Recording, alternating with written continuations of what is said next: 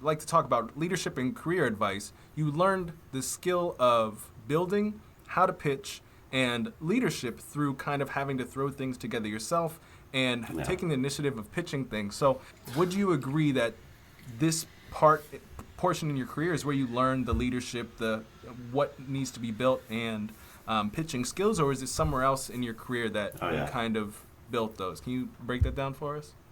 I learned everything at TextPlus. I was there for about 3 years, and while I was there, I learned so much about design and designing for human beings. And I learned so much about it. Was my first time managing and hiring. It was my first time sort of pitching anything. And we did it, it was a startup. We started with four of us and ended up 50 something when I left. It was incredibly different from week to week and stage to stage. So just keeping up with it meant learning quite a bit all the time.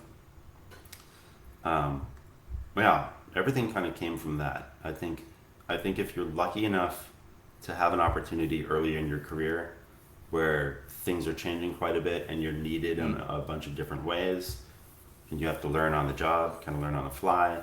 The hallmarks of my career have been learning on the fly and being in the right place at the right time. It's very much, it's not that deliberate. It's just being open to learning and just getting lucky. And that's what Yeah. TextPlus was for me. I was very lucky, and I was able to learn the things I needed to learn pretty quickly. Um, yeah, and then you brought up pitching a couple times. I wasn't pitching to our board.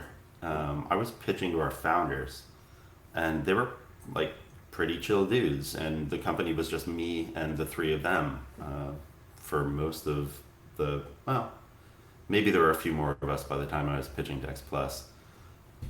But pitching an idea at a company that small is really different from pitching it to a board or your investors or a larger company Hmm. where you need to be more formal. I basically told them I had this really cool idea and I wrote down how it was going to maybe work. And Austin did sort of the same thing. I think we figured out we were pitching about the same thing and kind of put those things together. That's all it really took. And the thing that's the consistent through line between early then at a small company and this part of my career is it's all about telling a really compelling story and reading the room and knowing who you're talking to. You need to speak very differently to your investors than your like really chill buddies who are founders.